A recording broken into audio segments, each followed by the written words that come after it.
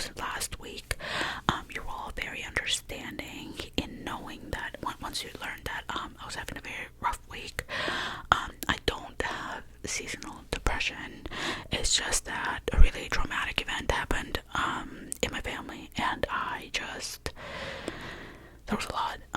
Thankfully I'm in therapy, and thankfully I have appointments with my psychiatrist all the time. So yeah, that's all I'm gonna say to that. This week is better, but I am taking it day by day, just as it comes. But anyway, so the first thing that I loved in February is, as you know, I have been driving a lot more, and because I got my dad's old car. My dad, which I bought it with him, he bought it in 2018, so it's a 2018 Chevy, and I wanted to make the keys, well, technically feel like mine, so it's because the car still feels like it's my dad's and I'm borrowing it. I don't know. Anyway, but so what I got, so these are my keys, and what I got for the keys, it's this keychain, a lemon keychain, because I love lemons. I'm obsessed with lemons. I love everything about lemons. I can't get enough.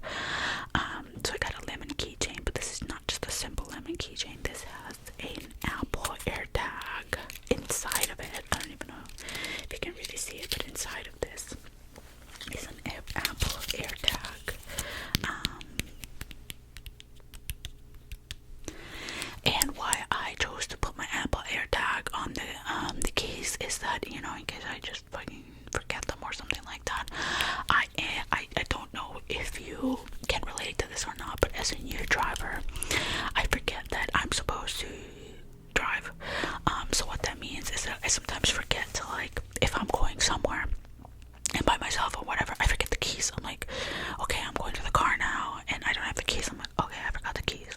But then even when I get the keys, I get in the car and I'm like by the driver's door, like on the driver's side, and I'm waiting for the door to open, like I'm waiting for someone to open my door. I'm holding the keys. It's not clicking to me that, like, I need to be the one that clicks on the button that unlocks the car. So, it's still very much a learning process. I really freaking hope I'm in focus, but I think I am. It's very much a learning process, and it's taking me a little bit to get adjusted to. And I drive at least once a week, so that's always nice. I drive, twice a week. On Fridays I drive to my partner's place, and on Sundays I drive back home to my parents' place, or my own place, my own place with my parents. Anyway, so I have been really loving this, and I got it on Amazon, and the good thing is that they have like a bunch of other things. They don't just have fruits, but they have also roses, so different flowers, animals. I know they have a panda, so I'm gonna link everything that I can down below anyway if you're interested. But I love this so much. Now on to the next thing. Also my keys are very much like, my dad loved these, so they're very much taped, because if not, then they would fall apart. And I've heard that you can, get new sets of keys, but that's a lot. Well, it's like a couple $100, so it's a lot of money, and I don't want to deal with them. So I'll keep those keys.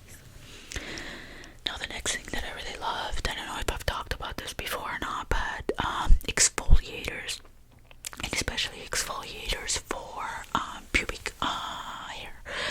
It might be TMI, it might not. Everybody shaves. Most people shave. Other people use razors. Like, they trim, like, whatever your groove is. I personally really didn't have like any exfoliators that I used, and especially in like pubic areas or my armpits or whatever you need, wherever you need it, legs or whatever.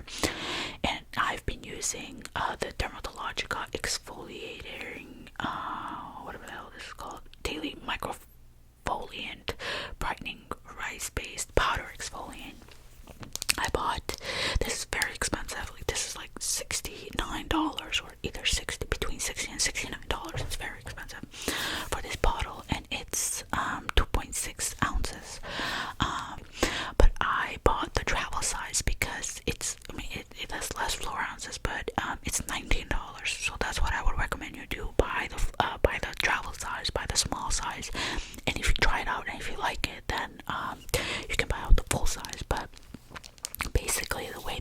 is that you wet your hands quite a bit. Your hands need to be a lot like wet because it's a powder. So when you open it, this is how it looks. It has a D, like literally engraved letter D, and it has a hole. And out of this hole, it comes.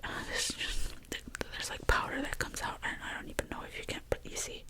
So there's like white powder that looks like cocaine, but it comes out as a white fine powder, and you just, I don't know why I shook it, but you just rub it onto your hands, and then from there it will create like a paste, and it won't feel too rough on the hands, but you'll feel it, and then you can just rub it wherever you need, but the area that you're rubbing it at has to be dry. It can be wet as well, so wherever you need it, and then you see results right away. At least I have seen that it makes your skin brighten, like it brightens your skin right away. And then what I do is I do that, and then I shave right after, and I personally have seen a big difference, and especially in ingrown hair, because I struggle with that a lot, and especially with shaving, and this has helped a ton. I think I tried to use as well on top of this, after you shave, after you come out, you like pubic hair oil, and it just, I mean, the oil was fine, but it wasn't anything that I really noticed a difference while using, and I didn't really, I felt uncomfortable having oil in very personal areas, so I didn't like it. But for this one, I liked a lot, to the point that I bought the bigger size, and I do recommend it a lot. You can buy it at Sephora or Ulta. I'm not sure where else. Probably their own website, obviously.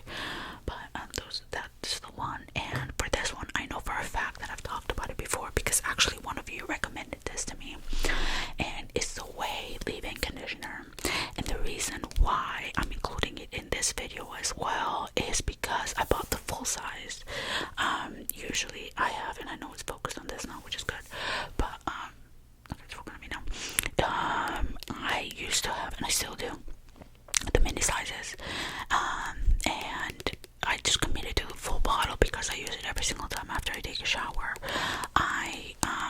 Before I blow dry my hair, I part my hair, like I do a half up, half down. So I part my hair, and then I spray it onto whatever, and then onto whatever's left of my hair. Let me finish sentences. And then when you brush your hair, it's just so much smoother and nicer, and it leaves your hair smelling good. I have also been using the I don't know what the name of that brand is, but it's like a really well known, or at least in the beauty community, it's like a lot of people talk about it. It's like a hair oil, like honey infused hair oil, like Jisoo or Gisou, I think it's the brand. That one I like as well, but here's the thing, that hair oil only really, like, I think does its full purpose when your hair is straight, or maybe if you've done your hair, so if it's curly or straight, but it really can't be your natural hair, because I use it on my natural hair. I use the oil on my natural hair, and I just didn't like it at all. I mean, it didn't do anything. If anything, I just felt, it didn't help. But when I straighten my hair and then I use it afterwards, I feel it softening. I feel it going to my hair easier. I don't know why that is. I don't know if that's intentional or not, but I'm not sure I would recommend it. I'm not sure I would recommend it to you, so especially for that price point. So that's why this is the only real product that I do recommend, and it's honestly amazing. I would give it a try, but like I said, always buy the small size first, the travel size first, to try it out, and then see if you want to spend your money and commit to a bigger size. But this is the third thing that I've been loving. Now the next thing I don't have with me, because I just finished drinking it. I mean, I have the what is this called? Thermos, I guess. But I have been loving Americano coffees, and if you're European, or if you're just not American, I'm sorry. Okay, I know I'm doing a crime, whatever. It just tastes so good. Blame me. So an Americano coffee is a shot of espresso. It can be a shot or more shots of espresso.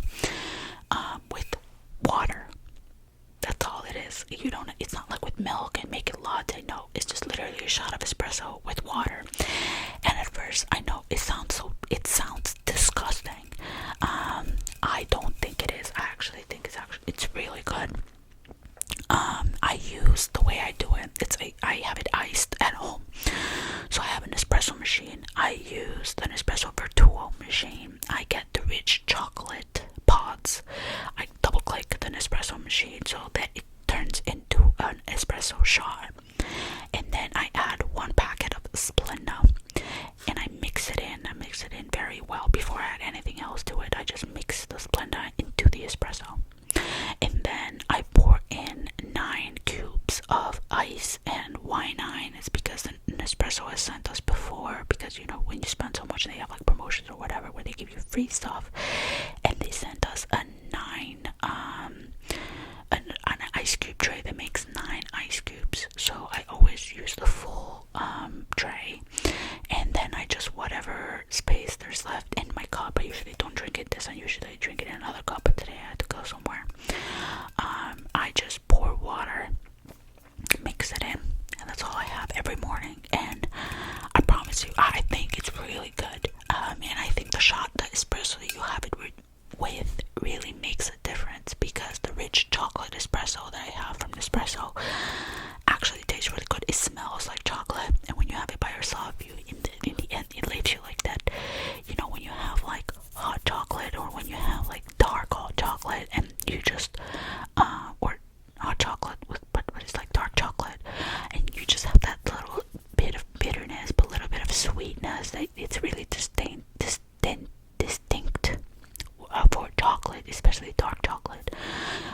That's what I have left when I drink it, and honestly, like, I love it. Like I said, my brother really gave me shit for it, because he was like, oh, if you ever go to Europe they would kill you.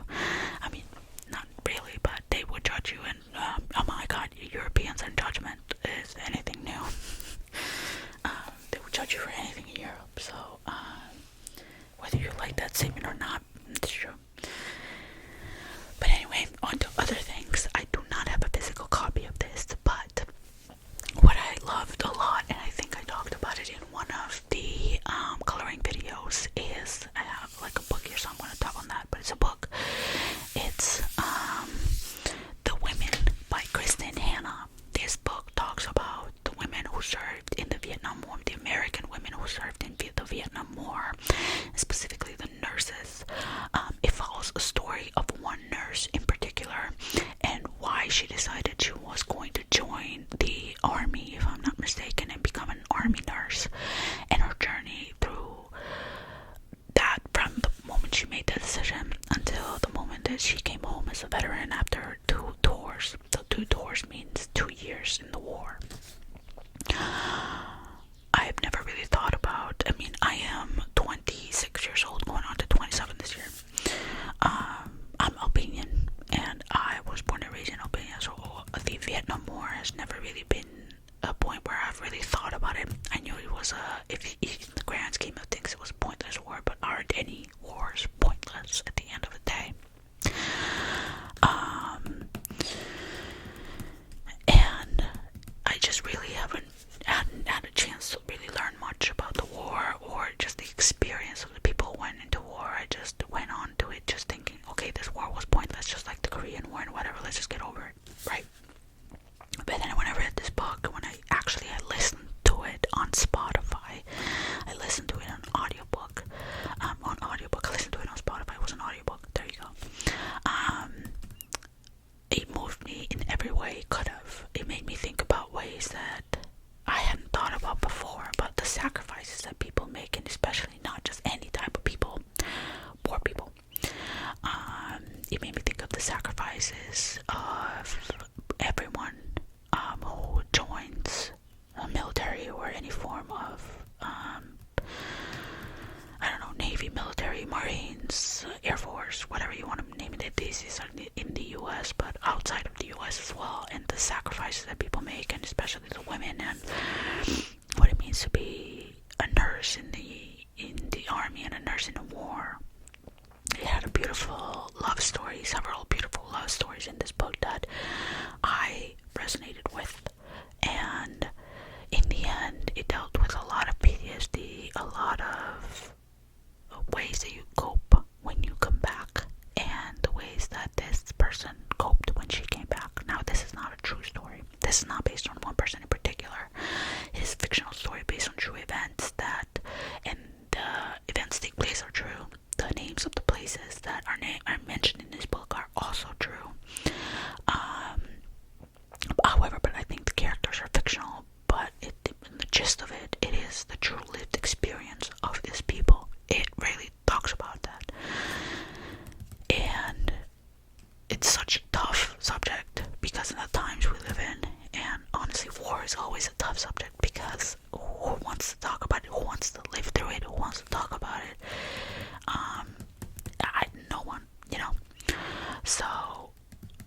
I think about that book often. I haven't been able to start a new book. Actually, that's the last book that I read or listened to. That I just can't seem to pick up another book right now because I'm just left in that trance of that book and how beautiful it was written by Kristen Hanna and how much it moved me. I can't recommend it enough. I think it was beautiful. I think you should, if you want to read it, then read it. I personally enjoyed listening to it. I recommend that as well. But it's up to you one way or another, or if you buy it secondhand, whatever you want. I should really like it. And now the other book that I really like that actually was just announced, that won the Lolly in the Book of the Month. It was featured also last year in the Book of the Month, and it won Book of the Month like the whole year award, like the best book, I guess. It's The God of the Woods by Liz Moore, and I'm trying. It's not gonna focus on this, but sorry. This is the book. I think I talked to you about it, but it basically revolves around the summer camp and this wealthy family that owns the summer camp. They send their daughter to it, and the daughter ends up going missing. And it's a nerve with the community and with everybody, because not only is it traumatizing enough that the daughter went missing, but several years before that, the son of the same family went missing and never to be found. This book is honestly quite amazing. I still think about it. I mean, I read it this month, so obviously I didn't think about it, but I think it's written in a beautiful way. I think it keeps you turning, like, you're just gonna want to keep turning the pages, and I think I'm just gonna do some page turning while I'm at it. But it's a page turner of a book.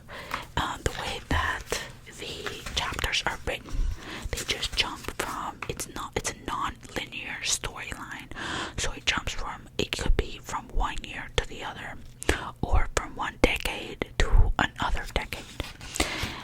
It has a beautiful drawing at the beginning of it of the camp to make you understand what the camp looks like. And over the paperback version of it, it's 478 pages, but I'm sure, well, the hardcover version, I'm sure once the paperback comes out, that's going to be less pages. I do not know why that is, but that's usually how it ends up being. Yeah, this book deals with a lot. It deals with love, it deals with family, it deals with the complicated relationship of a wealthy family with an entire town that it employs. It deals with history, the family's history, but also other people's histories as well. I can't recommend it enough. I think it's a great book. It's written very well. I like the author. I'd never heard of the author, that's true, but also I'd never read anything by the author. Am I focused? I think I am, yeah.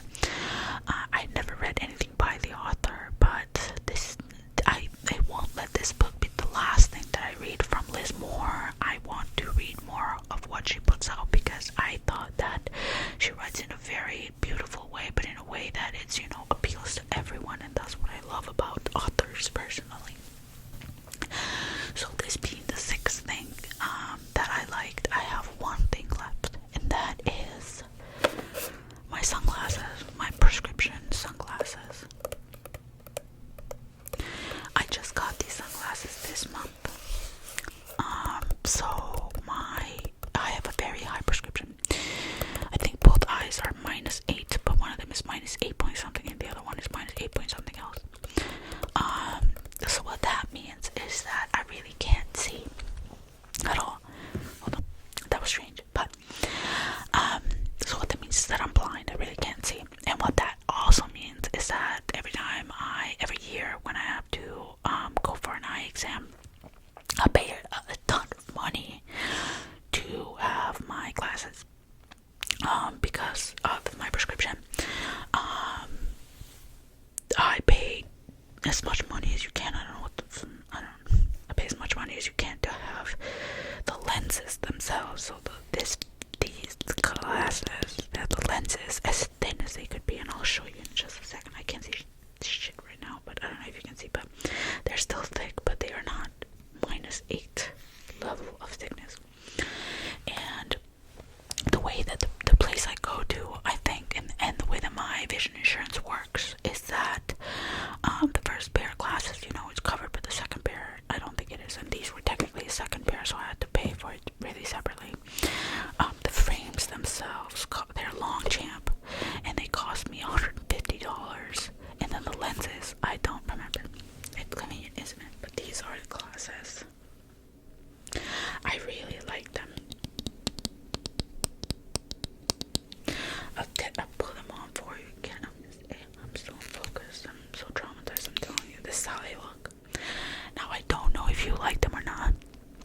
I think they're great. They're not like, I think they're polarized because I can see like rainbows and stuff. Like this in the mirror. And yeah, there's nothing much to with them, really. It's just, I really like them. My partner helped me pick them up. Now, there's a natural question that comes if you know anything about glasses, is that, oh, why didn't I get transitional lenses? Which means lenses that when you're inside, they look like regular glasses, but when you're outside, and the sun is out, they turn into sunglasses. The lenses themselves turn darker. And that is because I don't like that. Both of my parents have that, and I think it suits them for their age. But I personally just can't. There's something about it. I just can't vibe with it. And it takes a while because once you're outside and they turn into sunglasses, once you come inside, it takes them a while to get adjusted to the light, the inside of the house. So they just look like you're wearing sunglasses. I think that is honestly the main reason why. And I got contacts last time too because I want to use them at least when I go on vacation. But I put them on when I was at the office, and because I never really wear contacts, I got super dizzy, super fast, and super nauseous. So I was like, I need to take these off. So I took them off, but I need to train myself. I need to, the way that the doctor said was that I should wear them for, let's start with 30 minutes the first day, and then 2 hours, and they're daily contacts as well. So what that means is that once I run out of the 5 pairs that they gave me, I need to buy more. And if you know anything about contacts, they're also not cheap. So I haven't done any of that because of that. But these are the 7 things. Out of all these 7 things, if I have to pick a favorite,